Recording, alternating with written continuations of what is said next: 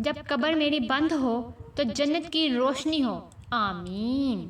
اللہ تمہاری مدد پر ہو تو کوئی طاقت تم پر غالب آنے والی نہیں، اور وہ تمہیں چھوڑ دے اور اس کے بعد کون ہے جو تمہاری مدد کر سکتا ہے؟ بے شک کوئی نہیں۔ جب عزت دینے والا اللہ ہے نا تو کسی کے برا چاہنے سے کیا فرق پڑتا ہے؟ اور یقیناً آگے آنے والے حالات تمہارے لیے پہلے حالات سے بہتر ہوں گے۔ یا اللہ مجھے ہر اس چیز سے دور کر دے جو مجھے آپ سے دور کر رہی ہے، اور اللہ مجھے ہر اس چیز کے قریب کر دے جو مجھے آپ کے قریب کر دے۔ انسان ہر شے کے بغیر رہ سکتا ہے مگر اللہ کی محبت کے بغیر نہیں رہ سکتا۔ کچھ لوگ نا اللہ کے در کے لیے ہی پیدا ہوتے ہیں، اللہ انہیں چن لیتا ہے، کبھی رل کر، کبھی ازما کر، کبھی تکلیف دے کر وہ اپنے خالص بندوں کو نا الگ کر لیتے ہیں۔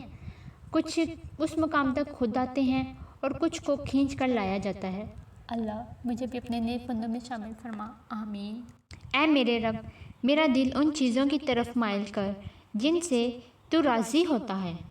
جب اللہ نے سورۃ آل عمران میں فرما دیا ہے کہ دعا پہاڑوں کو بھی ان کی جگہ سے سرکا سکتی ہے، تو قبولیت کا شک تو بنتا ہی نہیں نا، ہے نا؟